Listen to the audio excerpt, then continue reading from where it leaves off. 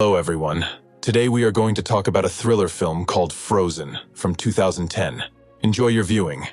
The movie begins with a view of snow-capped mountains where cable cars are constantly working. Skiers are having fun going up and then coming down. Among them are three loyal friends: Parker, her boyfriend, Dan, and a third friend, Joe, who plans to go snowboarding and skiing. The young people want to climb the mountain cheaper by paying cash, which is against the rules. Joe was hoping to make a deal with his friend, but she is replaced by a gloomy man. The guys ask Parker to turn on her charm, lower her neckline, and persuade him to meet them halfway and make a deal. While the girl is engaged in a diplomatic mission, the boys almost quarrel because they have stopped spending time together because of Dan's romantic relationship. When Parker arranges for an illegal lift-up, introducing the boys as his girlfriends, the young people sit in the lift chairs and slowly ascend. On the way, they talk about the difficulties of relationships and the dangers of smoking. Suddenly, the lift stops moving. Joe begins to play a joke on the frightened Parker, but soon the lift resumes. When they reach the top, they prepare to go down. Joe helps a strange girl with her equipment, which almost gets her punched by her jealous boyfriend. The trio begins a slow and sad descent. Slow because Parker is just learning how to snowboard, and sad because Joe wanted to have a normal ride without being distracted by beginner courses. In the evening, after going downstairs, the friends are discussing which ski resort to go to next. Parker overhears Joe complaining about the fact that he didn't get to go skiing because of her. He tries to make excuses, but they don't believe him. To defuse the situation, they decide to go down again before going to bed. On the way, Joe meets the same stranger who apologizes for the behavior of her, as it turns out, ex-boyfriend, and leaves her phone number. Meanwhile, a resort employee is closing the lift as a cyclone is approaching, and the resort is taking a week off to rest from tourists. The young people persuade him to let them have one last ride. However, while they are on their way up, the employee is called by his boss. He asks his colleague to take over, and warns him that there are still 3 tourists at the top. He notices the skiers coming down and decides that they were the ones in question. With a clear conscience, he turns off the lift. Parker and his friends admire the mountain scenery from above. To entertain themselves and cheer up, the guys start discussing which death is the worst. Among the options are being eaten alive or burning in a fire. The time flies by in the midst of this pleasant conversation, and the lights go out. The friends begin to panic, suspecting that they have been left hanging at a height. They try to figure out why the resort has lost power, and Dan considers jumping down. Parker remembers an employee saying that the resort is closed for a week, which means no one will find them for a long time. The girl screams for help, hoping someone will hear, but it only annoys her friends. They shout again into the night, but strangely enough, no one hears them. Suddenly, the light of headlights breaks through. A snowplow is approaching them, slowly and inevitably, like a snail on a mountain slope. The stranded youth cheerfully greet the driver, but he stops before reaching them. He is called to the base and ordered to return. While the driver is backing up, the tourists throw the least necessary items at him, trying to attract his attention. But they fail as their chance for rescue dissolves into the night. Stuck with his friends on the stuck lift, Joe tries to cheer them up with conversation. Dan, realizing that he can't stand his chatter all night, thinks about jumping down. Parker talks him out of it, but like everything else she does in this movie, to no avail. Recognizing that he is scared, Dan jumps. His tibia breaks, and he loses his mind from the pain. In his dying convulsions, he clings to the branches of a tree, but fails to reach salvation. Joe throws his scarf, which falls near Dan. Dan has to make a huge effort to reach it through the pain. Meanwhile, Joe looks at the lift cable, wondering how to get to the nearest support tower. Suddenly, he hears a wolf howl in the night. Because of the ice, he almost falls down after Dan.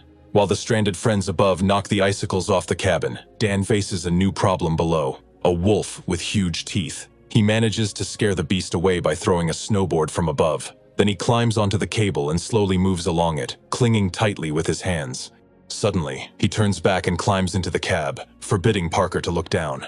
There, around the wounded Dan, wolves begin to circle. Without thinking twice, they pounce on the guy and tear him to pieces. Joe holds Parker, not letting her look down. After mourning their fallen comrade, they take on a really important job, finding out which of them is more to blame for what happened. Due to the numerical and qualitative superiority of the arguments, Joe wins, but Parker uses a dishonest trick. She starts crying. Her tears melt the ice in the guy's chest, and he hugs her to warm her up. On a cold night in the open air, the tourists talk about everything. Joe is making plans for the future with the girl he met during the day, and Parker is talking about his dog. She realizes that Hachiko's fate awaits him, to wait forever for his owner until death from starvation ends his suffering. Joe has to calm her down before the situation becomes even more grim. Soon, morning comes. The sun is only slightly peeking out from behind the mountains, and the boy and girl are dozing in the cabin. When Parker wakes up, he tries to unhook his hand from the rail, but it is not only frozen, but also without a glove. She manages to pull her palm off only with a piece of skin that remains on the metal. After examining the frostbite marks on their faces, the tourists think that they will definitely be rescued in the daytime. At least it will be better to see. Just in case, Joe shouts, but even the forester does not come out to check the source of the annoying noise. The young people continue with the only available method of rescue, waiting.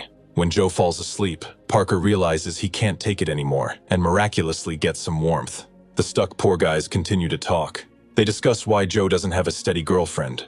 He tells them that in his first year of college, a girl broke his heart. She supposedly found someone else. Joe broke up with her because of this.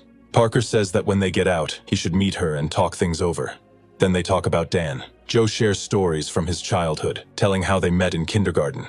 Not wanting his friend to die in vain, Joe decides to retrace his steps and moves again on the cable, overcoming the pain from the wounds on his arms. At that moment, one of the bolts holding the cabin together slips out. The wolves below are watching the process with interest, waiting for an extra piece of meat to go with last night's dinner. Joe manages to get to a nearby chair, but his hands are cut by a steel cable to the point of bleeding. And downstairs, the forest medics are waiting, ready to take his insides for analysis. He asks Parker to throw him a ski pole. With great difficulty, the girl takes it out on a tilted chair and throws it down, but does not finish it. There is nothing to do. Joe continues to crawl along the rope with his bloody hands, arousing the sincere interest of not only Parker, but also the wolves. When he reaches the support pole, he leaves bloody spots on it and starts to climb down the ladder. Predators are already waiting for him there. Grabbing a ski pole, Joe is forced to defend himself against the attacking animals. He manages to hit one of them, and this scares the others away for a while. Grabbing his snowboard and promising to come back, he rushes down the slope. The wolf pack rushes after him because food is not so easy to come by in winter. Parker is left alone, not knowing if Joe has managed to reach the people alive. Another night passes in ignorance and painful anticipation. On the morning of the third day, the girl wakes up in the same situation.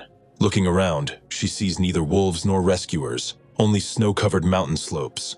Realizing that there is no point in waiting any longer, she decides to jump down to avoid suffering at the top. In the process, the fastening bolt comes loose, and the chair plummets downward, but not to the ground. The safety cable holds it for a moment. This is enough time for Parker to jump safely, reducing the height of her fall. It would seem that the situation is improving, but at that moment the cable breaks, and the girl injures her leg. Pulling out her stuck shoe, she crawls down the slope. As she continues to crawl, she comes across traces of blood and the remains of Joe. They are being gnawed on by wolves. One of the predators turns its head, looking at her, but does not touch her, because there is enough food for now. Despite the terrible blow, her leg was surprisingly not broken. Leaning on it, Parker slowly moves to the foot of the mountain. Soon she reaches the road. A car passes by, but the driver does not notice her, despite her red jacket. She crawls to the side of the road with her last bit of strength and collapses.